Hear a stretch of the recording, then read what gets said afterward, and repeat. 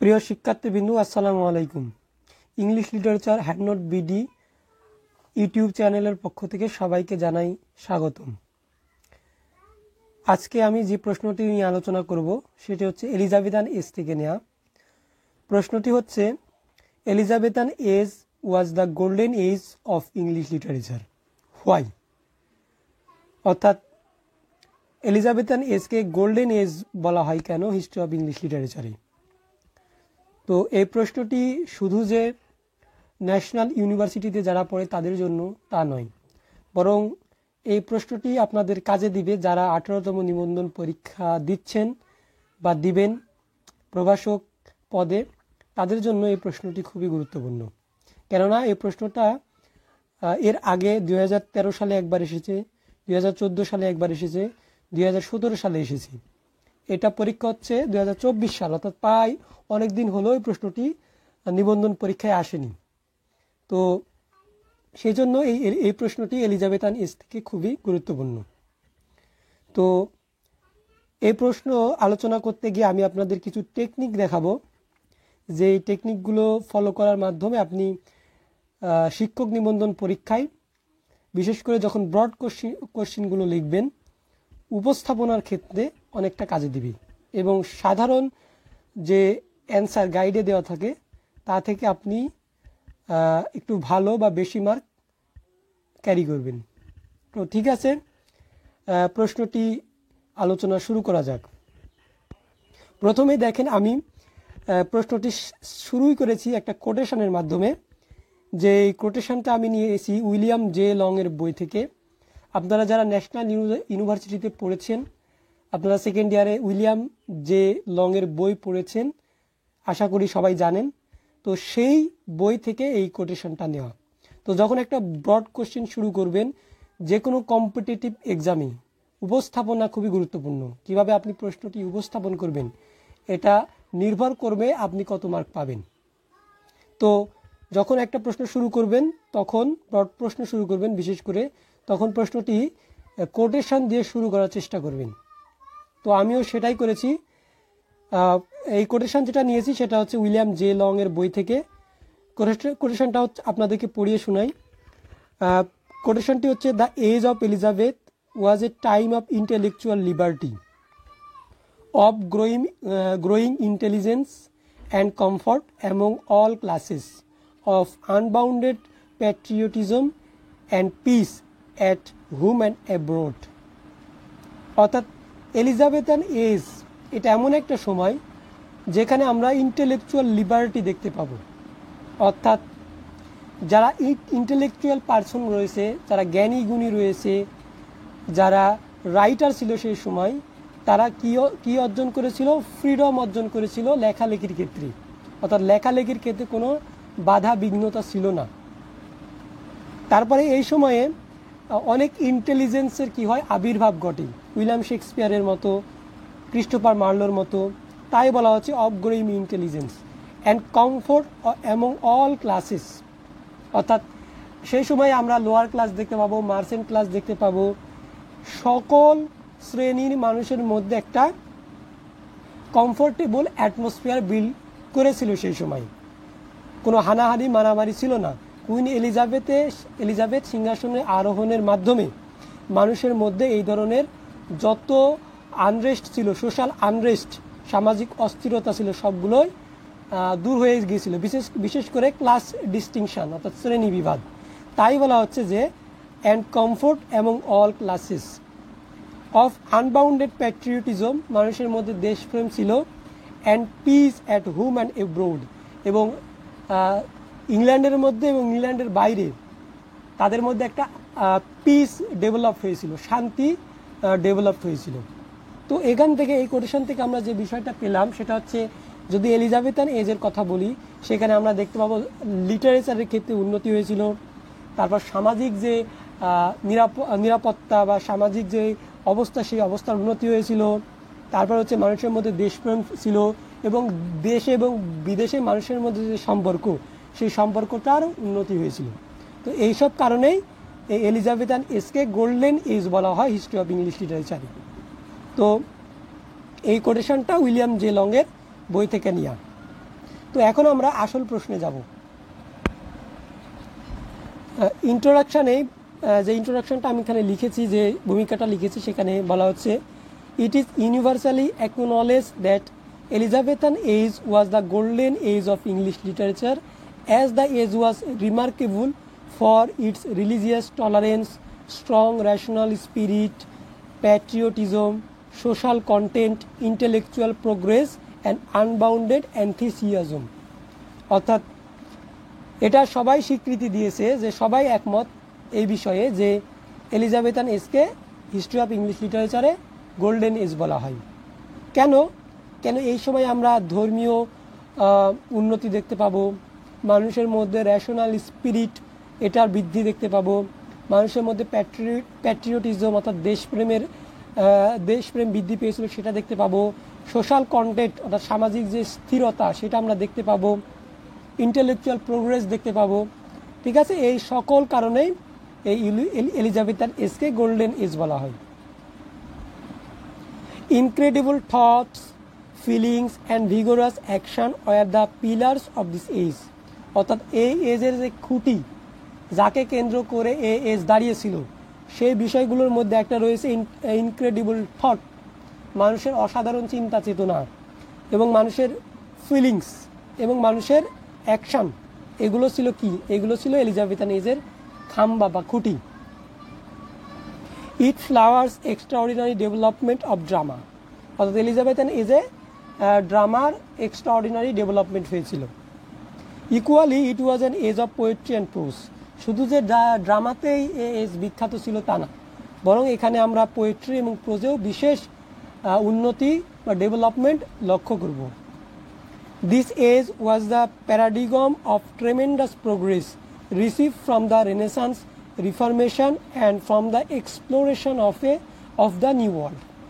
অর্থাৎ এই এজটা কিসের উদাহরণ? এই এজটা উদাহরণ হচ্ছে প্রোগ্রেসের, উন্নতির একটা এক্সাম্পল। আমরা যদি হিস্ট্রি অফ ইংলিশ লিটারেচারে প্রোগ্রেসের কথা বলি, এই প্রোগ্রেসের বা উন্নতির কথা বলি, সেটা হচ্ছে এলিজাবেথান এজ, এবং এটা একটা এক্সাম্পল। তো এই এজে এত উন্নতি হলো কেন? কারণ এই এজেই কিন্তু রেনেসান্স হয়েছিল। আমরা যারা হিস্ট্রি অফ ইংলিশ লিটারেচারের ছাত্র বা লিটারেচারের ছাত্র, আমরা রেনেসান্স সম্পর্কে খুব ভালোভাবে জানি। এই সময় রিফরমেশনের যে কাহিনীটা, রিফরমেশনের যে পলিটিক্যাল ইভেন্টটা, সেটা এই সময় হয়েছিল। তারপর হচ্ছে নতুন নতুন বিষয়ের আবিষ্কার হচ্ছিল। এই নতুন নতুন বিষয় আবিষ্কার, রেনেসা এবং রিফরমেশন, এই তিনটা পলিটিক্যাল ইভেন্টের কারণেই বা সামাজিক ঘটনার মাধ্যমের এর কারণেই এলিজাবেথান এজে অনেক উন্নতি সাধন হয়েছিল। The reasons of calling Elizabethan age as the golden age of English literature are described below. অর্থাৎ কেন আমরা এলিজাবেথান এজকে গোল্ডেন এজ বলবো, সেটা আমরা নিচে পয়েন্ট আকারে একটা একটা করে দেখব। তো তাহলে আমরা যদি সামারি করি এই কোটেশন এবং এই ইন্ট্রোডাকশনকে, তাহলে আমরা একটা জিনিস দেখতে পাবো যে এখানে এলিজাবেথান এজকে কেন গোল্ডেন এজ বলা হচ্ছে। সামাজিক উন্নয়ন, রাজনৈতিক উন্নয়ন, অর্থনৈতিক উন্নয়ন, সাহিত্যের উন্নয়ন, প্রত্যেকটা ক্ষেত্রে কিন্তু এলিজাবেথান এজে উন্নতি হয়েছিল, ডেভেলপড হয়েছিল। তো যার কারণে এই এলিজাবেথান এজকে মূলত golden age of English literature বলা হয়ে থাকে। আচ্ছা, প্রথম যে পয়েন্ট আমরা দেখব সেটা হচ্ছে দ্য রেজিম অফ ড্রামা। অর্থাৎ এই এজটা ছিল কি? Age of drama. বিখ্যাত ড্রামা এই এজে কম্পোজড হয়েছিল। During the Elizabethan era, drama reach its peak, specially at the hands of university wits and William Shakespeare. আমরা যদি এলিজাবেথান এজের ড্রামার কথা বলি, তাহলে মূলত যাদের ড্রামা আমরা সাধারণত পড়ে থাকি তারা হচ্ছে ইউনিভার্সিটি উইটস এবং উইলিয়াম শেক্সপিয়ার। ইউনিভার্সিটি উইটস এবং উইলিয়াম শেক্সপিয়ারের হাত ধরেই কিন্তু এলিজাবেথান ড্রামা এই সময় একদম টপে ছিল, সবার উপরে ছিল। Some of the remarkable acquisitions are as follows. এই সময়ে যে ড্রামাতে যে উন্নতিগুলো ঘটেছিল, যে নতুন নতুন বিষয় আবিষ্কার হয়েছিল, সেগুলো আমরা এক নজর দেখে নিব। প্রথমে দেখব the first real English comedy Ralph Roister Doister was published by Nicholas Udall. অর্থাৎ ইংরেজি সাহিত্যে যে প্রথম কমেডি আমরা জানি রালফ রয়স্টার ডয়েস্টার, যেটা কম্পোজ করেছেন নিকোলাস উদাল, এটা কম্পোজ করা হয় এই এলিজাবেথান এজে। সেকেন্ড যে পয়েন্ট আমরা দেখছি সেটা হচ্ছে Sackville and Norton wrote the first English tragedy Gorboduc imitating Seneca, অর্থাৎ ইংরেজি সাহিত্যের প্রথম যে ট্র্যাজেডি, সেই ট্র্যাজেডি গর্বডাক এটা সেনেকান ট্র্যাডিশনের উপর নির্ভর করে লেখা হয়েছিল এবং এটা লিখেছিল কে? স্যাকভেইল এবং নর্টন। তাহলে আমরা দেখলাম কি এলিজাবেথান এজে হিস্ট্রি অফ ইংলিশ লিটারেচারের প্রথম কমেডি লেখা হয়, প্রথম ট্র্যাজেডি লেখা হয়। 3 নম্বর, the second period of Elizabethan drama was dominated by university wits, অর্থাৎ আমরা যদি এলিজাবেথান এজের যে সেকেন্ড পিরিয়ডের যে ড্রামা সেটা যদি দেখি, সেটা মূলত ছিল ইউনিভার্সিটি উইটস কেন্দ্রিক। তো এই ইউনিভার্সিটি উইটসের মধ্যে কারা ছিল? 1 নম্বরে ছিল Thomas Kyd, John Lyly, George Peele, Thomas Lodge, Robert Greene, Christopher Marlowe and Thomas Nashe. এরা ছিলেন মূলত এলিজাবেথান ড্রামার হচ্ছে সোল, আত্মা বলতে পারি। এদের মাধ্যমেই হিস্ট্রি অফ ইংলিশ লিটারেচারের ড্রামার ডেভেলপমেন্ট হয়। Marlowe became popular for his magnificent blank verse and his overreaching protagonists, অর্থাৎ মার্লো তিনি পপুলার হয়েছিলেন তার ব্ল্যাঙ্ক ভার্স এবং তার প্রোটাগনিস্টের জন্য, অর্থাৎ তার বিশেষ ধরনের প্রোটাগনিস্ট এবং তার ম্যাগনিফিকেন্ট ব্ল্যাঙ্ক ভার্স, এটা তিনি আবিষ্কার করেন এবং এটার মাধ্যমেই তিনি বিখ্যাত হয়েছিলেন। তাহলে তৃতীয় পয়েন্ট আমরা যেটা দেখলাম, এলিজাবেথান এজে ইউনিভার্সিটি উইটসের আবির্ভাব, এবং প্রত্যেকটা ইউনিভার্সিটি উইটস এরা বিখ্যাত পার্সোনালিটি ছিল এবং এরা সবাই ইউনিভার্সিটি গ্র্যাজুয়েট ছিল এবং এরা কেউ অক্সফোর্ড কেউ ক্যামব্রিজ বিশ্ববিদ্যালয় থেকে তারা কিন্তু গ্র্যাজুয়েশন কমপ্লিট করেছিল, পড়াশোনা করেছিল। 4 নম্বর প্রশ্ন, আমরা 4 নম্বর যে পয়েন্টটা দেখব ড্রামার ক্ষেত্রে, সেটা হচ্ছে the Elizabethan tragedy was founded on the Senecan model dealing with the machinery of revenge, blood and the supernatural terror, অর্থাৎ এলিজাবেথান যে ট্র্যাজেডি, এই ট্র্যাজেডিটা মূলত সেনেকান যে স্টাইল, সেই সেনেকান স্টাইলের উপর নির্ভর করে লেখা। কেন সেনেকান স্টাইলের উপর নির্ভর করে লেখা? কারণ এই সময় রেনেসান্স চলছিল এবং রেনেসান্সের যে প্রভাব, সেই প্রভাবটা আমরা কিন্তু এলিজাবেথান ট্র্যাজেডি দেখতে পাবো, যার কারণে এলিজাবেথান ট্র্যাজেডির যেই মডেলগুলো, যে স্টাইলগুলো, সেটা সেনেকার উপর নির্ভর করে লেখা। তো এখানে কি ছিল? এখানে সেনেকার যে মেশিনারি ছিল, যে এলিমেন্টগুলো ছিল সেনেকার ট্র্যাজেডির, revenge, bloodshed on the stage, supernatural elements, এগুলো কিন্তু ট্র্যাজেডিতে কী করা হয়? যোগ করা হয়েছিল। উইলিয়াম শেক্সপিয়ারের ম্যাকবেথ, হ্যামলেট পড়লে কিন্তু এটা বোঝা যায় যে এখানে কী রয়েছে। এখানে রিভেঞ্জ রয়েছে, ব্লাডশেড রয়েছে, সুপার ন্যাচারাল এলিমেন্টসগুলো রয়েছে। এগুলো কোথা থেকে নেওয়া হয়েছে? এই যে সেনেকান যে মডেল, সেই মডেল থেকে নেওয়া হয়েছে। তাহলে 4 নম্বর যেই আবিষ্কার আমরা এলিজাবেথান ড্রামাতে দেখতে পাই, সেটা হচ্ছে সেনেকান মডেলকে ফলো করা, এবং সেনেকান মডেল ফলো করার মাধ্যমে ট্র্যাজেডির মধ্যে রিভেঞ্জ অর্থাৎ প্রতিশোধ, ব্লাডশেড অর্থাৎ রক্তাক্ততা, একদম স্টেজের উপরে রক্তাক্ত দেখানো, এবং সুপার ন্যাচারাল এলিমেন্ট এগুলো দেখানো, এগুলো কিন্তু এলিজাবেথান ড্রামা বা ট্র্যাজেডির মধ্যে স্থান পায়। আচ্ছা, 5 নম্বর যে আবিষ্কারটা আমরা দেখতে পাবো সেটা হচ্ছে the appearance of Shakespeare his Globe Theatre and his plays made the age greatest, অর্থাৎ সর্বশেষ ড্রামাতে আমরা যে অ্যাচিভমেন্টটা দেখতে পাবো এলিজাবেথান এজ, সেটা হচ্ছে উইলিয়াম শেক্সপিয়ারের আবির্ভাব এবং তার গ্লোব থিয়েটারের আবির্ভাব এবং তার যে নাটকগুলো রয়েছে সেই নাটকগুলোর আবির্ভাব। এই নাটকগুলোর মাধ্যমে এলিজাবেথান এজটা আরও বেশি সমৃদ্ধ হয়েছে। তাহলে এই হচ্ছে এলিজাবেথান এজে ড্রামার যে বিশেষ আবিষ্কার, সেই বিশেষ আবিষ্কার আমরা দেখলাম। তো এই ধরনের আবিষ্কার এই এজে হয়েছে বলেই এই এজকে golden age of English literature বলা হয়ে থাকে। আচ্ছা, এখন আমরা দেখব কমেডির ক্ষেত্রে কি হয়েছিল। আচ্ছা, ড্রামার ক্ষেত্রে গেল, ড্রামাতে আমরা দেখতে পেলাম নতুন আবিষ্কার হয়েছিল। এখন আমরা দেখব পোয়েট্রি, অর্থাৎ পোয়েট্রির ক্ষেত্রে এলিজাবেথান এজে কোন বিষয়ে সমৃদ্ধ লাভ করেছিল। আচ্ছা, পয়েন্টটা আমি দিয়েছি এভাবে যে the dominance of poetry enjoyed its heyday during the Elizabethan epoch, অর্থাৎ পোয়েট্রি, এলিজাবেথান এজে পোয়েট্রি খুব সুখকর একটি দিন কাটিয়েছিল এবং এখানে অনেক ভালো ভালো পোয়েট্রি ছিল।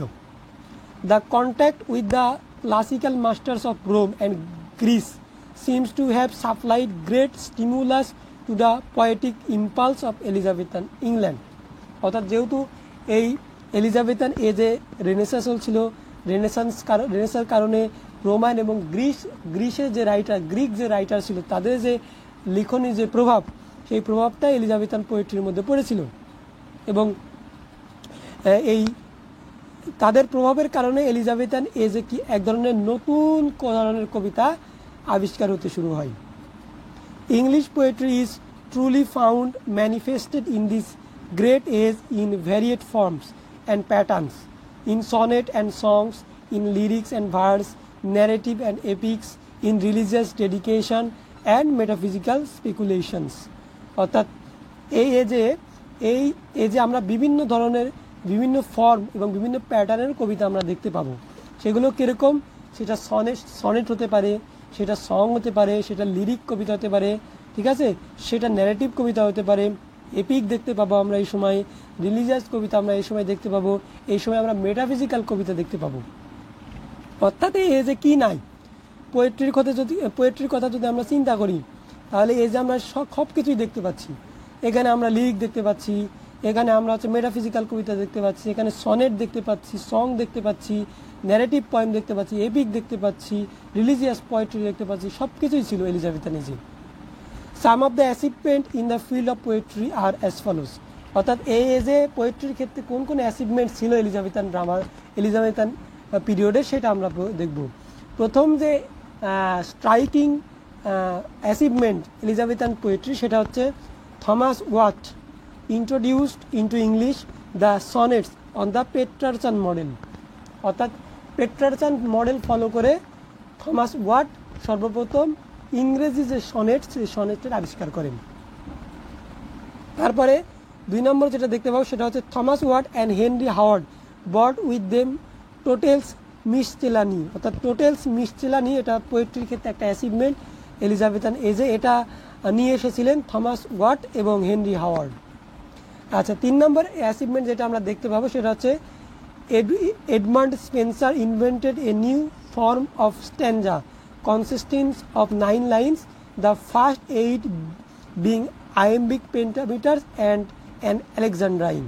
অর্থাৎ এডমন্ড স্পেন্সার তিনি কি আবিষ্কার করেছিলেন, নতুন একটা স্ট্যান্জা আবিষ্কার করেছিলেন যেখানে 9টা লাইন থাকবে। 9টা লাইনে যে প্রথম যে 8টা লাইন, সেই 8টা লাইন হবে আয়াম্বিক পেন্টামিটার এবং শেষ যে লাইনটা হবে সেটা হচ্ছে আলেকজান্ড্রাইন। তো এই ধরনের নতুন একটা স্ট্যান্জা এডমন্ড স্পেন্সার কবিতার মধ্যে এলিজাবেথান এজে আবিষ্কার করেছিল। আচ্ছা, 4 নম্বর অ্যাচিভমেন্ট কি ছিল, Sidney opened the flood gates of Elizabethan sonneteering with the publication of Astrophel and স্টিলা।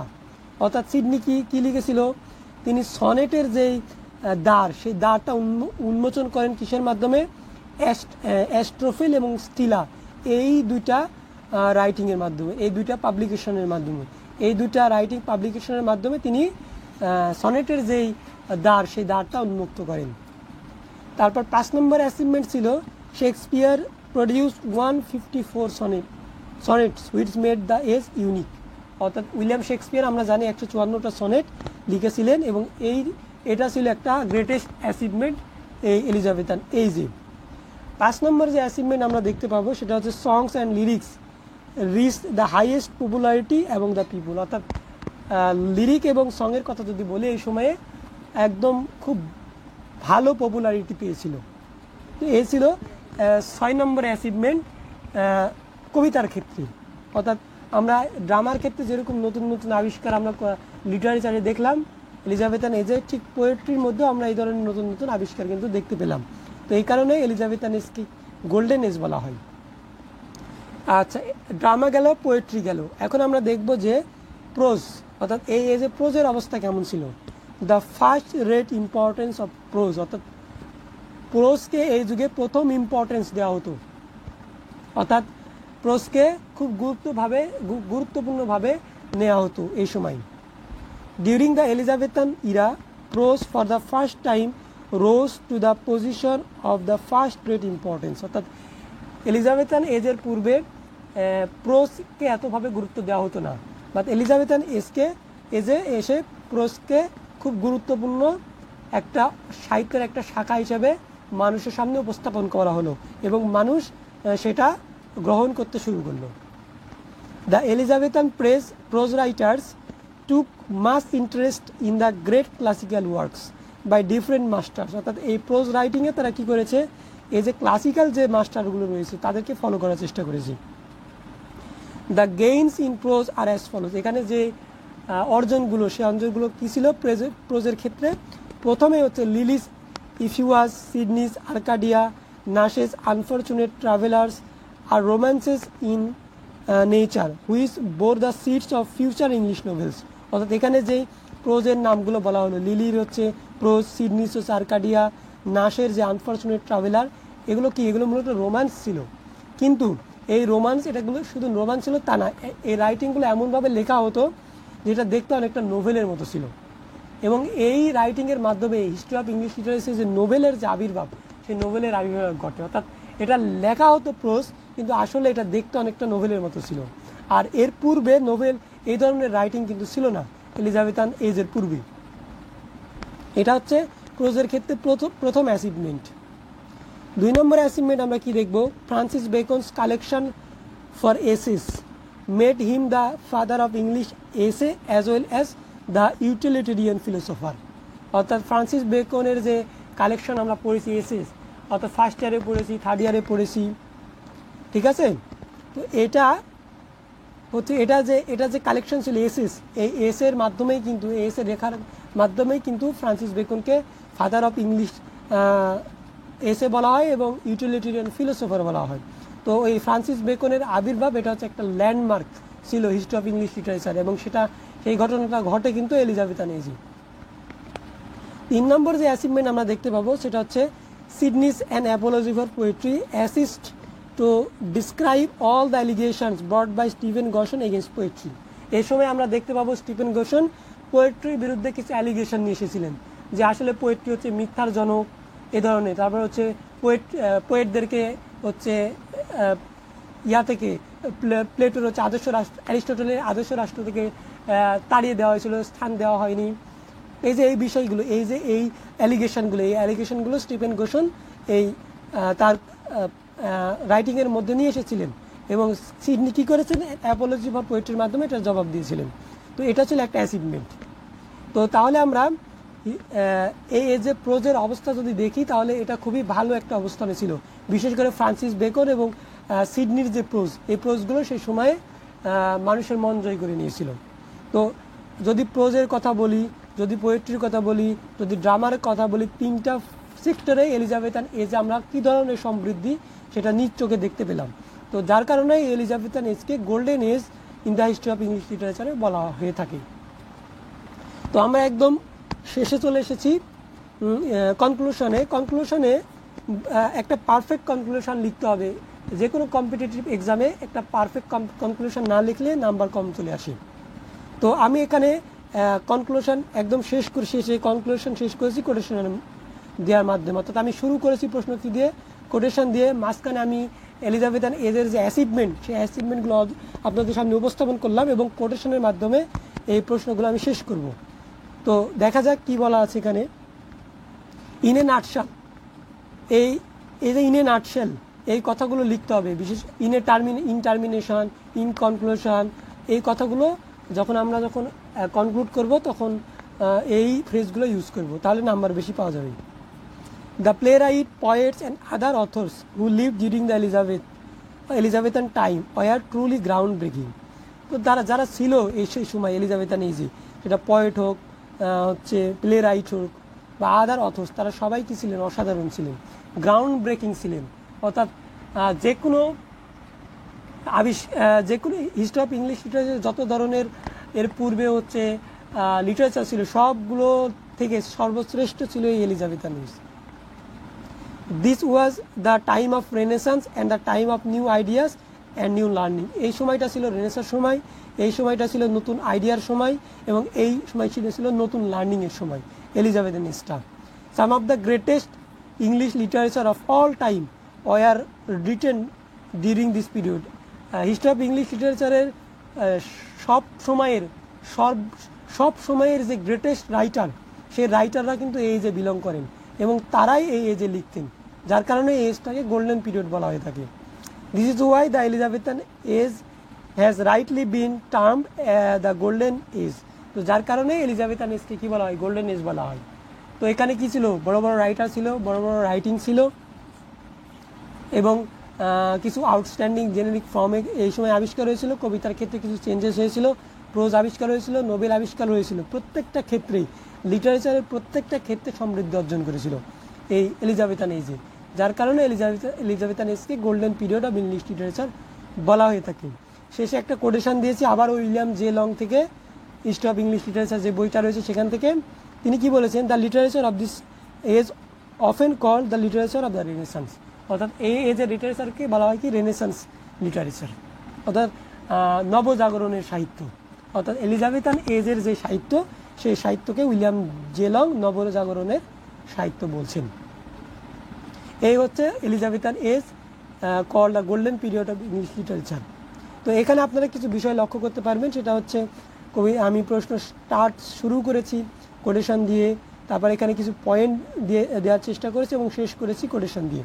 তো এইভাবে লিখলে অন্য যে লেখা, সাধারণ যে লেখা, সেই সাধারণ লেখার থেকে এটা কিছুটা হচ্ছে বেশি মার্ক ক্যারি করবে। তো ঠিক আছে, আজকে এই পর্যন্তই। পরবর্তীতে দেখা হবে আরও নতুন একটি কোনো ব্রড প্রশ্ন নিয়ে। ততদিন পর্যন্ত ভালো থাকবেন, সুস্থ থাকবেন। সবাইকে ধন্যবাদ। আসসালামু আলাইকুম।